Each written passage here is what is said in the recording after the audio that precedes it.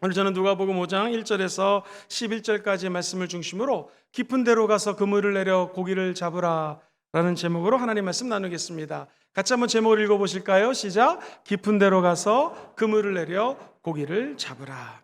이 세상에는 많은 만남이 있습니다. 그 중에 가장 귀한 만남이 예수님과의 만남인 줄 믿습니다. 오늘은 본론에 들어가기 전에 정채봉 님이 만남이라고 하는 에세이를 적으셨는데요. 이 한번 시 같은 에세이를 한번 읽고 말씀드리도록 하겠습니다. 만남 정채봉. 가장 잘못된 만남은 생선과 같은 만남이다. 만날수록 비린내가 묻어오니까. 가장 조심해야 될 만남은 꽃송이 같은 만남이다. 피어 있을 때는 환호하다가 시들면 버리니까. 가장 비참한 만남은 건전지와 같은 만남이다. 힘이 있을 때는 간수하고 힘이 닳아 없어질 때는 던져버리니까. 가장 시간이 아까운 만남은 지우개 같은 만남이다. 금방의 만남이 순식간에 지워져 버리니까. 가장 아름다운 만남은 손수건과 같은 만남이다. 힘이 들 때는 땀을 닦아주고 슬플 때는 눈물을 닦아주니까. 우리 예수님과의 만남은 이 손수건 같은 만남인 줄 믿습니다. 눈물을 흘리는 자리, 내 힘으로 수고하고 애썼지만 아무런 열매가 없을 때에 주님은 우리를 찾아오십니다. 오늘 본문 말씀을 통하여 세 가지 인생의 중요한 교훈을 나누기 원합니다. 첫 번째로 우리 예수님은 언제 다가오시는가? 빈 그물을 싣고 있는 베드로에게 우리 예수님이 찾아오십니다. 같이 한번 첫 번째 대지를 읽어볼까요? 시작. 빈 그물을 싣고 있는 베드로에게 찾아오신 예수님. 오늘 본문 1절은 5장 1절은 이렇게 시작을 합니다. 무리가 몰려들었습니다. 예수님이 하나님의 말씀을 전파합니다. 예수는 게네사렛 호숫가에 서서 호숫가의 배 두 쪽에 있는 것을 보셨습니다. 그 가운데 시몬 베드로를 보니 어부들이 배에서 나와서 그물을 씻느니라. 사랑하는 성도님들, 아침입니다. 아침은 상징적으로 해가 동쪽에서 떠오릅니다. 희망과 미래를 찬양하고 노래하는 시간입니다. 그런데 오늘 여기 베드로와 어부들은 밤새도록 고기를 잡았지만 한 마리도 잡지 못했습니다. 그래서 빈 그물을 걷어들여 씻는 장면이 예수님 눈에 목격이 되었습니다. 사랑하는 성도님들, 아마도 이 어부들은 밤에 고기를 잡으러 갈 때 이런 생각을 했을 것입니다. 고기를 만선해서 많이 잡아서 우리 처자식들을 먹여 살려야지 하면서 아침에 고기를 잡고 집에 들어갈 때 아이들 선물을 사주고 맛있는 고기를 먹일 것을 생각하며 꿈에 부풀어 일을 했을 것입니다. 그런데 밤새도록 일을 했지만 하나도 능률도 오르지 않을 뿐만 아니라 고기를 잡을 수가 없었습니다. 오늘 본문 5절에 보니 우리가 밤새도록 수고를 했지만 잡은 것이 없습니다 라고 얘기합니다. 이 말을 아마 베드로 상황으로 바꿔서 번역한다면 이렇게 얘기할 수 있을 것 같습니다. 예수님, 우리의 기량, 풍부한 노하우, 경험 가지고 밤새도록 그물을 내렸지만 한 마리도 잡지 못했습니다. 허사였습니다. 우리의 힘, 내가 갖고 있는 지혜, 그동안 갈고 닦은 노력을 다했지만 모든 경험을 총동원해봤으나 소용이 없었습니다. 우리는 어부로서 최선을 다했지만 인간의 한계를 느낄 수 있습니다. 자, 오늘 베드로만 이런 고백을 할까요? 우리도 마찬가지입니다. 힘쓰고 애쓰고 노력하지만 우리 마음대로 안 될 때가 얼마나 많습니까? 사업하시는 분들 열심히 사업합니다. 바이어들 만나고 열심히 교제도 하고 일합니다. 그러나 물건을 사기로 했던 사람이 갑자기 안 살 때도 있고요. 돈을 갚기로 한 사람이 안 갚을 때도 있습니다. 마음대로 되는 것 같지 않습니다. 불치병에 걸려서 절망하는 성도들 마음이 아픕니다. 낫기 위해서 애쓰고 힘쓰고 운동도 하고 병원도 찾아가지만 병이 낫지가 않습니다. 공부하는 학생들, 학문의 벽에 부딪히는 학생들 많이 있습니다. 논문이 안 써지고 과연 내가 중간고사 기말고사 잘 봐서 졸업할 수 있을까 걱정하는 청년들도 있습니다. 어떤 가정은 깨가 쏟아질 정도로 행복했는데 갑자기 남편이 바람을 핍니다. 아내가 안 하던 이상한 짓을 합니다. 여러분, 이럴 때 우리는 하나님 앞에 고백할 수밖에 없는 것이죠. 하나님, 내 힘으로 살아봤지만 되는 것이 없습니다. 많은 사람들은 그리스도 밖에서 행복을 찾으려고 노력합니다. 이 세상을 향하여 나가면 행복이 있겠지? 없습니다. 그럼 고행을 애쓰면 그 속에 행복이 있겠지? 아니, 그렇지 않습니다. 성철 스님은 모든 불교계가 존경하는 스님이었죠. 그러나 그가 죽을 때 했던 말은 나는 지금 지옥에 갑니다 라고 얘기했습니다. 맞는 말입니다. 평생 금식하고 자기가 수행을 했지만 결국에는 죽을 때에 지옥 가는 것이 인생의 현실이라는 것이죠. 어떤 사람은 성공하면 행복할 거라 생각합니다. 그렇지 않습니다. 물질 속에서, 인생의 인기 속에서, 쾌락 속에서 행복을 찾아보지만 거긴 기쁨도 행복도 사실 없습니다. 결국 똑같은 결론이 무엇인가? 예수님이 없는 곳에서 만났던 모든 축복들은 다 허무하다라는 것입니다. 사랑하는 성도님들, 일이 잘 되는 것 같지만 예수님 없이 일이 잘 되면 교만해서 망할 수가 있다라는 것이죠. 그러나 예수님 이씨 일이 잘 되면 우리는 교만해지지 않습니다. 왜 그럴까요? 이 잘 되게 하신 분이 예수님이기 때문에 그렇습니다. 베드로 형제가 밤새워가며 일을 했지만 정말로 이제 낭망합니다. 아무런 효과가 없었을 때 우리 주님이 바로 찾아오신다라는 것이죠. 예수님은 힘쓰고 애쓰고 나의 힘으로 아무것도 할 수 없을 때에 그때 주님은 찾아오십니다. 시편 127편을 보니 이런 말씀이 적혀져 있어요. 같이 한번 읽어볼까요? 시작. 야훼께서 집을 세우지 아니하시면 세우는 자의 수고가 헛되며 너희가 일찍이 일어나고 늦게 누우며 수고의 떡을 먹음이 헛되도다. 여러분, 우리가 아무리 애쓰지만 그 수고의 떡이 헛될 때가 얼마나 많습니까? 모든 것들을 다 가졌던 왕이 있습니다. 솔로몬 왕이 결국 전도서에서 고백하는 것은 헛되고 헛되니 헛되고 헛되도다. 영어 성경에는 대부분 meaningless라고 적혀져 있습니다. 의미가 없더라. 그 많은 명예, 그 많은 돈, 수많은 아내들, 첩을 몇백 명, 몇천 명을 모아봤지만 이것이 다 의미가 없는 일이더라 라는 것이죠. 히브리 원어로 보면 하벨이라는 단어를 씁니다. 한국말로 번역하면 하벨, 허망하고 헛되고 진짜 모든 것이 다 허망하도다라는 것입니다. 사랑하는 성도님들, 우리가 인생을 살아가면서 이처럼 허망할 때가 다가옵니다. 그러나 기뻐하십시오. 그때 우리 예수님이 저와 여러분들을 만나주십니다. 제가 아는 목사님께 재미있는 이야기를 듣고 한참 웃었습니다. 어떤 고등학교를 막 졸업한 청년이 있었는데 세상에 머리가 막 빠지는 거예요.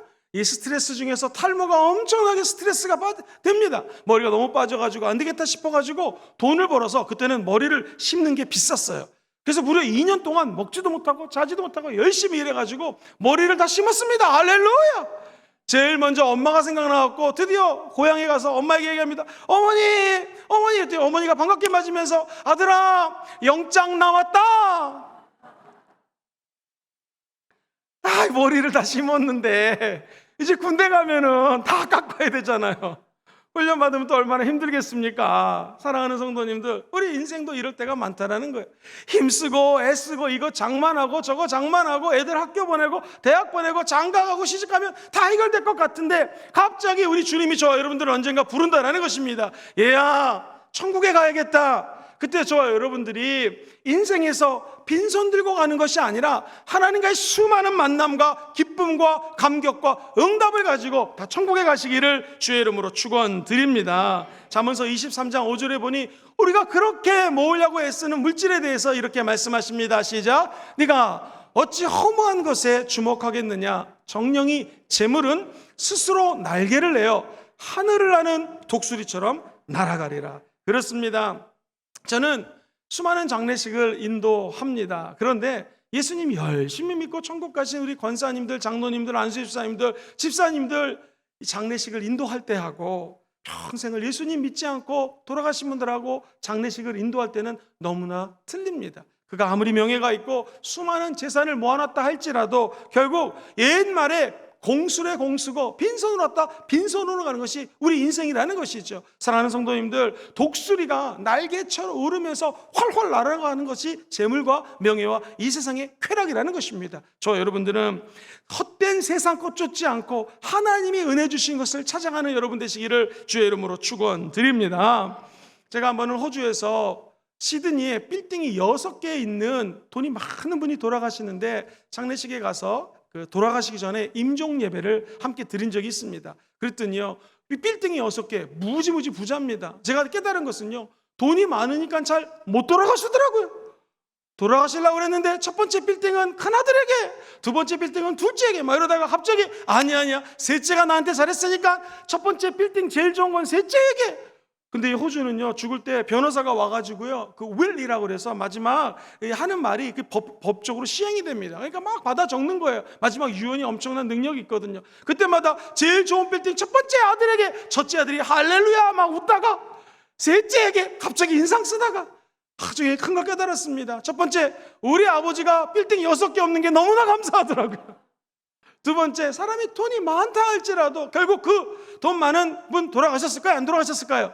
죽었습니다. 우리 인생이 허망한 것 쫓지 않게 되기를 주의 이름으로 축원드립니다. 세상에 살다 보면 병들고 가난하고 소외당한 사람들이 있습니다. 예수님은 그분들을 찾아가십니다. 사람들하고 가족들에게 버림당한 문둥병 환자, 한센병 환자, 예수님이 그 사람에게 찾아갑니다. 사람 취급 못 받았던 세리, 아픔과 눈물이 있었던 모든 사람들을 주님은 만나주십니다. 창녀를 만나주신 예수님, 그리고 빈손으로 아무것도 없던 베드로에게 찾아오신 예수님이 오늘 이 가운데 함께 계십니다. 내 힘으로 된다고 할 때 주님 만날 수 없어요. 아무것도 없사오니 오늘 빈손 들고 빈 금을 들고 나왔습니다. 그때 예수님 눈에 다 들어오는 여러분 되시기를 주의 이름으로 축원드립니다. 예수님이 오신 목적을 누가복음 19장은 이렇게 얘기합니다. 인자가 온 것은 잃어버린 자를 찾아 구원하려 함이라. 예수님은 지금도 사람을 찾고 있습니다. 여러분 집에 믿지 않는 남편, 믿지 않는 아내, 믿지 않는 자녀들이 있다면, 부모들 있다면 예수님을 하루속히 만나게 되기를 주의 이름으로 축원드립니다. 사실 우리가 건강하면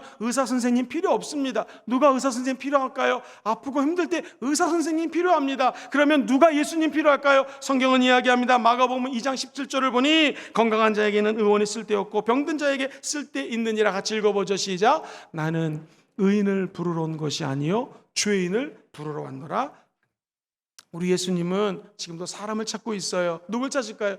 죄인을 찾고 있습니다. 주님, 내가 죄인입니다. 내가 아무것도 할 수 없습니다. 할 때 우리 주님을 만나 수고하고 모든 무거운 짐들을 다 내려놓게 되시기를 주의 이름으로 축원드립니다. 그럼 주님의 참된 안식과 쉼을 얻게 될 것입니다.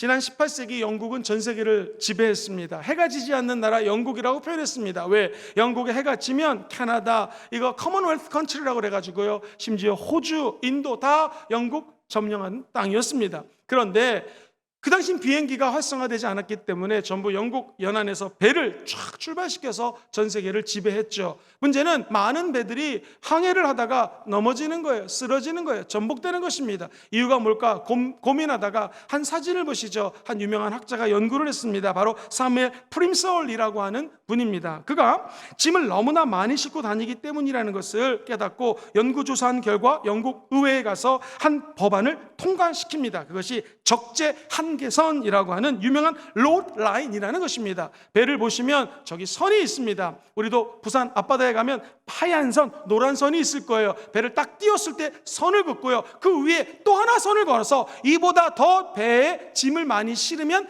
안 된다라는 것입니다. 그래서 오늘날도 이 사람이 제안했다고 해서 솔림 그 라인이라고 이야기를 합니다. 이 프림솔이라고 하는 사람이 저 법을 통과시켰는데 우리 인생도 마찬가지라는 것이죠. 인생의 배를 항해할 때 수많은 무겁고 힘든 짐들이 있습니다. 사랑하는 성도님들, 그 짐보다 더 많이 싣게 되면 태풍이 조금만 다가와도 배가 쓰러질 수가 있습니다. 파도가 조금 높이 쳐도 넘어질 수가 있습니다. 우리에게 필요한 것은요, 적재량의 짐을 싣고 나가는 것이죠. 아니, 예수 믿는 사람들은 우리가 갖고 있는 모든 수고하고 무거운 짐들을 예수 십자가 앞에 내려놓는 것입니다.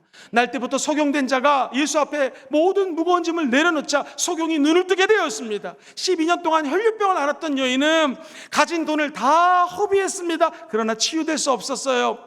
그가 수많은 의사 선생님 만났습니다. 치유될 수 없었습니다. 그러나 어느 날 예수님이 마을에 온다라는 소문을 들었습니다. 예수의 옷자락을 만지자 12년 동안 혈류병이 치료됐습니다. 오늘 우리 주님은 아픈 자를 찾아오십니다. 손에 아무것도 없는 자, 빈손 든 자에게 주님 만나주십니다. 밤새도록 애썼지만 고기 하나 잡지 못했던 베드로에게 찾아왔던 것처럼 오늘 힘들고 어렵고 눈물이 있고 내 짐을 어디나 놓을지 모를 때에 우리 예수님 이 자리에 찾아오신 줄 믿습니다. 누구나 다 수고하고 무거운 짐이 있으면 다 예수님 앞에 내려놓으십시오. 그러면 나의 멍에를 메고 내게 배워라. 그리하면 너희 마음이 쉼을 얻으리라. 오늘 참된 안식을 얻고 돌아가시게 되기를 주의 이름으로 축원드립니다. 우리처럼 우리 주님은 빈손 들었을 때, 빈 그물일 때 찾아오신다라는 것이죠. 두 번째로 오늘 본문의 말씀을 통하여 우리에게 주는 교훈은 깊은 데로 나아가라고 우리 주님 말씀하십니다. 먼저 그때의 모습을 한번 그림처럼 영화처럼 그려보십시오. 예수님이 한 배에 오르십니다. 그리고 그 배에서 시몬의 배였습니다. 베드로의 배에서 육지를 향하여 설교하기 시작합니다. 이 모습을 3절에 이렇게 묘사를 하고 있습니다.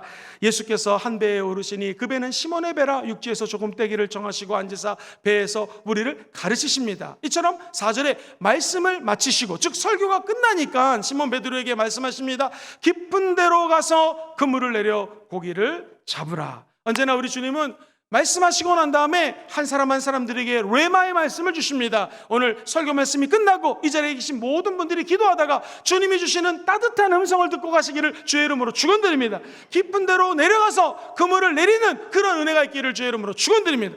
근데 여기 문제가 있어요. 베드로는 물고기 잡는데 도사입니다. 평생을 어부로 갈릴리 바닷가에서 지낸 사람이에요. 잔뼈가 굵은 사람입니다. 속으로 이런 생각이 들었을 거예요. 예수님은 목수 전문가시고 어부는 제가 전문가입니다. 어찌 지금 나가서 그물을 던지라고 합니까? 이게 얘기하고 싶었을 것입니다. 첫 번째, 프랑크톤은 이 물가 주변에 많이 살지 깊은 데 없습니다. 물고기들이 여기 많이 모여있지 저쪽에 있을 리가 없습니다. 두 번째, 우리 동네는 밤에 물고기가 많이 잡히지 아침에는 물고기가 없습니다. 예수님. 세 번째, 이 세상에서 제일 짜증나는 상사가 누굴까요? 퇴근할 때 일 시키는 사람. 밤새도록 일을 하고 퇴근할 준비하고 있는데 일 시킵니다. 왕창 짜증납니다. 예수님 무슨 말씀이십니까? 라고 얘기할 수 있었을 텐데 베드로의 모습 보십시오. 주님, 밤새도록 내가 애를 쓰고 고기를 잡았지만 헛고생했습니다. 그러나 그렇게 말씀하시니 선생님 말씀대로 하리이다. 할렐루야. 그리고 깊은 곳에 가서 그물을 던집니다. 수많은 물고기가 잡히는 것이죠. 오늘 사랑하는 성도님들, 예수께 나와서 주님, 이곳은 내가 전문가입니다. 내가 더 잘합니다. 내 경험이 있고 노하우가 있고 수많이 축적된 데이터가 있습니다. 자료가 있습니다. 주님, 그렇게 말씀하지 마세요. 하는 분이 있다면 회개하시고 주님 말씀대로 순종하시기를 주의 이름으로 축원드립니다. 깊은 곳에 나가서 그물을 던지라 말씀하시면 순종할 때에 축복이 다가오는 것이죠. 하는 목사님이 미국에 가서 부흥회를 인도하셨는데 그 교회 담임 목사님이 큰 은혜를 받으셨대요. 그래서 부흥 강사를 모시고 알래스카에서 잡힌 큰 킹크랩을 대접했다고 합니다. 그러면서 미국 이민교회 목사님이 부흥사 목사님에게 이렇게 설명했다고 합니다. 목사님 이렇게 큰 킹크랩 개를 보셨습니까? 아니요, 처음 봅니다. 이 개가요 어느 정도 성장하면 바다 깊은 곳으로 들어갑니다. 그리고 놀라운 것은 자기 이 팔을 가지고 얼마나 아픈데요, 껍질을 벗긴다라는 거예요. 껍질을 벗긴 다음에 깊은 곳에 있으면 살이 다시 자라기 시작하고 껍질이 완성된다는 거예요. 그러면 이렇게 큰 킹크랩이 된다는 것이죠. 목사님이 큰 걸 깨달았대요. 깊은 곳으로 가야 되는구나. 사랑하는 성도님들, 우리 영혼이 되살아나기 원하시면 아멘 해볼까요? 우리에게 놀라운 부흥과 새로운 새바람의 성령의 역사가 나타나길 원하시면 아멘 해볼까요? 깊은 곳에 가셔야 됩니다. 때로는 우리의 허물과 우리의 껍질을 정말로 피눈물 나는 아픔 속에서 벗기는 한이 있더라도 오늘 예수 만나 새롭게 되시고 거듭나시게 되기를 주의 이름으로 축원드립니다. 깊은 곳으로 가야 된다라는 것이죠. 처음에 우리나라에 복음이 들어왔을 때 많은 양반들이 아주 예수장이들 이렇게 손가락질했어요. 그러나 조국 대한민국을 건국할 때 이승만 대통령이라든가 민족의 지도자들 3.1운동을 이끌었던 모든 분들이 다 예수 믿는 사람들이 대부분이었습니다. 왜 그랬을까요? 그분들이 다 깊은 곳에 들어갔기 때문에 그렇습니다. 아버지 하나님의 영광 가운데 저와 여러분들도 은혜의 깊은 바닷물 속으로 들어가시게 되기를 주의 이름으로 축원드립니다. 수영을 잘하는 사람을 만나보셨나요? 수영 잘하는 사람은 1m 물 깊이에서 수영하지 않습니다. 5m, 10m 깊은 곳에 가서 수영을 합니다. 산을 정말로 좋아하고 산 타는 사람을 만나보셨나요? 쉬운 길을 가지 않습니다. 산속 깊은 곳을 갑니다. 저 여러분들도 은혜의 깊은 곳에 빠져들게 되시기를 주의 이름으로 축원드립니다. 그곳에 하나님과의 거룩한 만남이 있을 것입니다. 그리고 인간의 위기는 곧 하나님의 기회임을 깨닫게 될 것입니다. 오늘 빈손 들고 빈 금을 가지고 나오신 분이 계십니까? 주님이 이곳에서 기다리고 계십니다. 주님 만나면 여러분의 위기는 변하여 하나님 주시는 기회로 변화되게 될 것입니다. 누구에게? 하나님의 말씀을 듣고 순종하는 자에게 이런 기적이 일어나는 것입니다. 깊은 데로 가서 그물을 던져라. 상상 못할 하나님의 위대한 계획이 아버지 말씀 속에 담겨져 있습니다. 그물이 찢어질 정도로 엄청난 은혜가 기다리고 있는 것이죠. 사랑하는 성도님들, 주님이 말씀하셨으니 그대로 하리라 라는 하나님 앞에 말씀 앞에 순종하는 여러분 되시기를 주의 이름으로 축원드립니다. 신명기 28장 2절을 같이 읽어보겠습니다. 시작. 네가 네 하나님 야훼의 말씀을 청종하면 이 모든 복이 내게 임하며 내게 이르니 성읍에서도 복을 받고 들에서도 복을 받을 것이며 나가서도 복을 받고 들어와서도 복을 받고 엄청난 축복이 기다리고 있다는 것이죠. 누구에게? 하나님 아버지의 말씀을 청종하고 그 말씀대로 순종하는 자에게 이런 기적이 임할 것입니다. 하나님은 여호수아에게 말씀하십니다. 너는 이 하나님의 말씀 율법을 내 입에서 떠나지 말게 하며 주야를 것을 묵상하며 이 말씀 그대로 지켜 행하라. 그러면 네가 성공할 것이다. 네가 하나님의 은혜 가운데 번창할 것이다. 약속하는 것입니다. 시편 1편 2절 말씀에는 이렇게 적혀져 있습니다. 같이 한번 읽어봅니다. 시작. 오직 야훼의 율법을 즐거워하여 그의 율법을 주야로 묵상하는 자로다. 사랑하는 성도님들, 하나님의 말씀을 늘 가까이 하시고 야훼 하나님 예비한 모든 축복을 받아 누리시게 되기를 주의 이름으로 축원드립니다. 하나님의 말씀은 들을 뿐만 아니라 순종해야 됩니다. 그래서 성경은 우리가 구약에 예배 드리는 것을 제사 지낸다고 표현하거든요. 시편에 보면 사무엘상 15장 22절에 보면 이런 말씀이 나와요. 순종이 제사보다 낫고 순종이 예배 드리는 것보다 낫다라는 것입니다. 하나님의 말씀을 듣고 순종하는 것이 순양의 기름을 몇천 모 갖고 와서 드리는 것보다 낫다라는 것입니다. 사랑하는 성도님들, 오늘 주의 음성이 들리거든 다 예수 십자가 앞에 무거운 짐들을 내려놓으시고 순종하시기를 주의 이름으로 축원드립니다.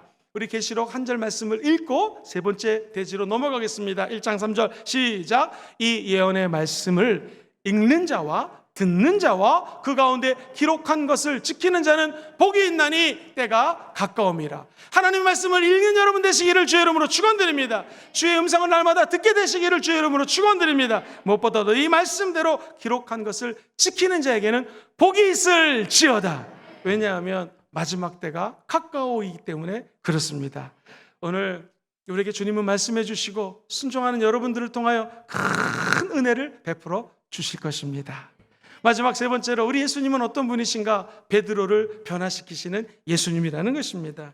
이 베드로를 연구해 보면 재밌습니다. 성격이 굉장히 급합니다. 오늘날로 얘기하면 공부를 많이 하는 그렇게 무식한 사람입니다. 예수님이 너는 나를 누구라 하느냐 했을 때 먼저 튀어나가지고 얘기합니다. 주는 그리스도시요 살아계신 하나님의 아들입니다. 막 칭찬받습니다. 바요나 시몬아 복이 있도다. 이를 아는 것은 네가 아니라 하늘에 계신 하나님이 알겠다. 그러다 갑자기 예수님이 이제는 내가 때가 됐으니 이 제자들에게 얘기하겠다 하면서 내가 십자가에 죽고 부활할 것이라는 것을 얘기하니 베드로가 성격이 급하니까 주여 그리 마옵소서 라고 말립니다. 그때 예수님이 사탄아 물러가라. 베드로는 성격이 급해요. 예수님을 체포하기 위해서 다가온 군병들을 칼로 이 귀를 갖다가 자릅니다. 이 정도로 성격이 급하고 다혈질입니다. 어부로서 살았던 사람입니다. 그런데 오늘 베드로의 태도는 사뭇 틀립니다. 주님, 밤이 새도록 수고했지만 잡은 것이 없어요. 그러나 말씀에 순종해서 내가 그물을 내리겠습니다 라고 하나님의 휩쓸로 고백하고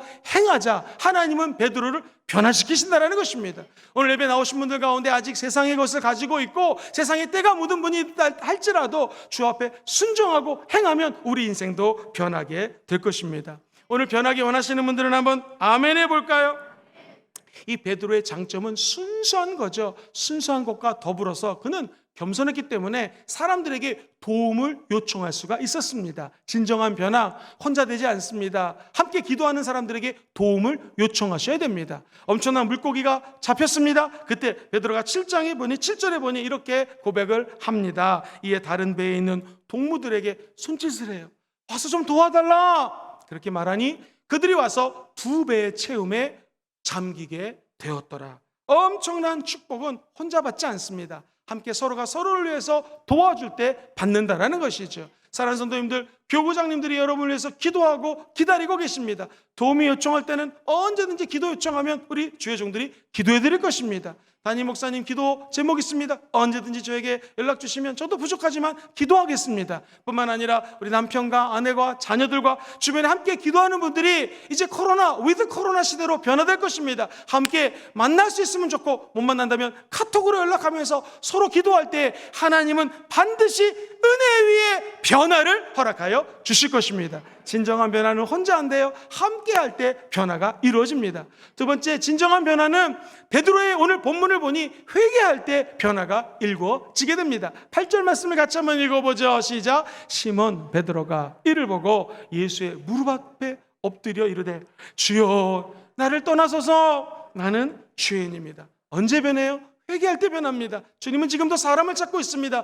죄인을 찾고 있습니다. 회개하는 자를 만나주십니다. 회개하면 동과 서가 먼 것처럼 우리의 죄가 멀어지게 되는 것이죠. 예수 피를 의지하시는 분들은 아멘 해볼까요? 그 앞에 회개하면 주님이 우리의 죄가 진홍같이 붉을지라도 흰 눈보다도 하얗게 변화시켜 주시는 것입니다. 오늘 주께 나와 회개하는 모든 분들을 주님은 기뻐하시고 안아주실 것입니다. 한 목사님이 꽤 큰 교회 목회하시는데 이런 말씀을 하셔요. 본인이 주일날 예배 다 마치고 집에 가는데 쓰레기통 큰 게 눈에 보이더래요. 그래서 누가 쓰레기를 어떻게 버렸나 이렇게 좀 봤더니 쓰레기통 안에 라이터, 촌 라이터하고요, 담배가 한 갑이 있는데 한 2가지 정도만 빼고 거의 새 거가 버려져 있다는 것입니다. 순간적으로 목사님들은 필이 있거든요. 어떤 성도가 오늘 교회당에 예배당에 와서 예배드리고 아마 담배를 끊기 위해서 이 좋은 라이터하고 이 담배를 버렸나 보다. 그러면서 기도했대요. 주여, 저분이 누군지 모르지만 담배 끊게 도와주시옵소서. 여러분, 우리가 내 힘으로 이 죄를 끊는 것이 어렵습니다. 스마트폰에 중독되어 있는 사람, 이 청소년만 중독되는 게 아니라 어른도 중독되어 있습니다. 끊어지든가 안 끊어집니다. 담배 끊어지든가 안 끊어집니다. 여러분, 예수님이 도와주셔야지 끊어진다는 것입니다. 마약 정말 끊기 어려울 것입니다. 그러나 어떤 죄도 예수님이 도와주면 끊어지게 되어 있습니다. 오늘 도움 주시는 예수님을 다 만나 주께 회개하고 죄와 멀어지게 되기를 주의 이름으로 축원드립니다. 신앙이 깊어지면 깊어질수록 깨닫는 것이, 우리는 히브리서 기자의 말씀처럼 죄와 싸우되 피 흘리기까지 싸우라. 시작. 죄와 싸우되 피 흘리기까지 싸우라. 왜 그럴까요? 우리 하나님은 죄 있는 자를 만나주지 않아요. 그러나 피 흘리기까지 죄와 싸우고 늘 거룩하기 위해서 애쓰는 여러분들에게는 하나님의 놀라운 변화와 축복이 임하게 될 것입니다. 세 번째로, 변화하기 원하시는 분들은 아멘 해보시죠. 비전을 받으면 변화가 됩니다. 오늘 10절 말씀을 같이 읽어보겠습니다. 시작. 세베대의 아들로서 시몬의 동업자인 야고보와 요한도 놀랐습니다. 예수께서 시몬에게 이르시되 무서워하지 말라. 이제 후로는 네가 사람을 취하리라 하시니. 할렐루야. 네가 지금까지 물고기 잡는 어부로 살았지만 다른 성경에 보면 네가 사람을 낚는 어부가 될 것이다 라고 얘기합니다. 이제 비전 받은 베드로는 변화됩니다. 11절 말씀을 한번 올려주세요. 시작. 그들이 배를 육지에 대고 모든 것을 버려두고 예수를 따르니라. 그들이 육지에다가 배를 대었다, 그리고 모든 것을 버렸다, 예수님을 따랐다라는 것입니다. 오해하지 마세요. 예수 믿으면 내가 갖고 있는 재물을 다 버려야 됩니까? 아닙니다. 주님은 버린 자에게 더 큰 축복을 허락하여 준다라는 것이죠. 오늘 본문 말씀은 누구든지 예수를 따르기 원하시면 아멘 해보시죠. 자기를 부인하라는 것입니다. 자기 자신을 deny himself, 자기 자신을 갖다가 부인할 것을 다 부인하고, 하나님이 우리에게 맡겨준 비전이 있어요. 다른 신학적으로 우리만 짊어져야 될 십자가가 있다라는 것이죠. 그 십자가를 메셔야 됩니다. 그리고 예수님을 따라가라는 것이죠. 그러면 거기에 하나님의 축복과 은혜가 예비되어 있습니다. 사랑하는 성도님들, 베드로는 네가 이제 사람을 낚는 어부가 될 거다라는 비전 앞에 마음이 뜨거워지기 시작합니다. 그리고 예수님을 따라갔을 때 결국 그는 예수님의 수제자가 된 줄 믿습니다. 오늘 우리 안에 있는 모든 죄들을 내려놓을 뿐만 아니라 주님이 주시는 비전과 음성을 확인하시게 되기를 주의 이름으로 축원드립니다. 미국 하버드 대학교에서 조사를 했대요. 같은 연령, 비슷한 교육 환경에서, 비슷한 가정 환경에서 자라고 지능지수, IQ가 비슷한 사람 갖다가 무작위로 조사를 했더니 물어봤습니다. 비전이 있습니까? 목표가 있습니까? 3%만이 정확하게 장래 장기 플랜이 있고 목표가 있고 계획이 있고 비전이 있습니다. 3%만 얘기를 했다고 합니다. 무려 60%는 목표가 희미합니다 라고 얘기를 했고요, 10%만 단기 목표를 가지고 있습니다 라고 얘기를 했습니다. 아예 27%는 저는 목표가 없습니다, 꿈이 없습니다 라고 얘기했습니다. 정확하게 25년이 지났습니다. 이 사회적 데이터를 분석하는 사람들은 시간이 오래 걸려요. 25년 뒤에 조사를 했더니 27% 목표가 없다고 했던 사람들은 사회에 가장 어렵고 힘든 생활을 하고 있었습니다.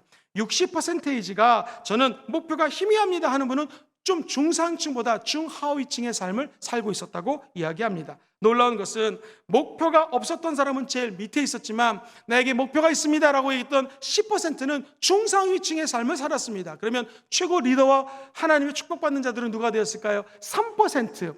비전이 있고 목표가 있는 자는 하나님이 버리지 않는다라는 것입니다. 세상 사람들은 자기가 플랜을 짜고 자기가 계획을 하고 자기가 어떻게 돈을 벌어야 될지 꿈을 꿉니다. 그러나 예수 믿는 사람들은 하나님이 주시는 비전을 따라간다라는 것이죠. 오늘 내 욕심과 내 계획이 아닌 오늘 주의 음성을 듣게 되기를 주의 이름으로 축원드립니다. 넌 앞으로 사람을 취하리라, 사람을 낚는 어부가 되리라. 내가 너를 지명하여 불렀나니 너는 내 것이라. 내가 너를 이 일을 위하여 불렀노라. 그 음성 듣게 되기를 주의 이름으로 축원드립니다. 목사님, 어떻게 하면 내 비전을 알 수 있을까요? 기도하면 주님이 알려주십니다. 두 번째, 성령 받으면 주님이 깨닫게 하십니다. 말세에 내가 내 영을 부어주리니 자녀들은 예언할 것이요 청년들은 환상을 보고 아비들 어르신들은 꿈을 꾸리라. 언제? 주의 성령이 임하면 된다는 것입니다. 세 번째, 여러분이 심장이 벌렁벌렁 뛰는 상황이 있을 거예요. 예를 들면 어린이들을 보면 어린이가 너무 좋아요. 아이들이 기뻐하고 까르르거리면 아이들에게 뭔가 주고 싶고 뭔가 나눠주고 싶어요. 그러면 그분의 사명은 어린이 사역입니다. 우리 순복음금정교회 교회 학교에서 와서 교사하시기 바랍니다. 어떤 분은 어르신들만 보면 막 심장이 뛰어요. 저 우리 어머니 같고 우리 아버지 같고 뭐 해드리고 싶고, 그런 분들은 어른들을 섬기라는 하나님의 계획입니다. 여러분의 비전이 어르신들을 섬기라는 거니까 순복음금정교회에 나와서 어르신들을 섬기시면 됩니다. 어떤 분은 또 기도할 때마다 하나님 주시는 감동이 있습니다. 그 감동을 따라갈 때 여러분을 통하여 하나님의 비전이 이루어지게 될 것입니다. 오늘 그 축복이 여러분과 함께 하시기를 주의 이름으로 축원드립니다. 오늘 이 자리에 나오신 여러분들, 무슨 문제를 가지고 나오셨습니까? 사업의 문제, 환경의 문제, 가정의 문제, 혹시 자녀가 말을 안 듣습니까? 자녀가 아프신 분이 계십니까? 부모님을 위해서 기도하는 분이 계십니까? 모든 수고하고 무거운 짐들을 다 주님 앞에 내려놓으시기를 주의 이름으로 축원드립니다. 여러분 가운데 오늘 내가 인생의 험난한 길을 걷고 있어서 하는 것들마다 빈 그물과 같은 상황입니다. 그때 빈 그물을 싣고 있는 베드로에게 우리 주님 찾아오셨습니다. 여러분들에게도 찾아오십니다. 두 번째, 우리 주님 말씀하십니다. 깊은 데로 나아가라. 그리고 거기서 그물을 던져라. 여러분, 하나님의 음성을 듣고 따라해볼까요? 절대 순종. 그럼 절대적인 축복이 다가오게 될 것입니다. 마지막 세 번째 같이 한번 읽어보죠. 시작. 베드로를 변화시키신 예수님, 어떻게 변화되겠습니까? 첫 번째, 도와달라고 얘기하셔야 됩니다. 기도가 안 되면 기도를 부탁하시면 됩니다. 방언을 안 받으신 분은 함께 기도해 주세요. 방언 받고 싶습니다. 이거 얘기하면 우리 금요철에 오면 다 방언 받습니다. 할렐루야. 두 번째, 회개하셔야 됩니다. 하나님은 죄인을 찾고 계세요. 의롭고 똑똑하고 잘난 사람 만나주지 않습니다. 주님, 부족하고 연약하여 빈 그물 가지고 왔습니다. 나를 좀 받아주세요. 오늘 그 영혼 주님 만나 주실 것입니다. 세 번째, 내 꿈과 내 환상과 내 비전이 아닌 하나님의 꿈을 이루어드리는 자에게 우리 주님 변화시켜 주실 것입니다. 그리고 한량없는 은혜 부어 주십니다. 그 만남의 축복이 오늘 이 주일 3부 예배 이 자리가 되기를 주의 이름으로 축원드립니다.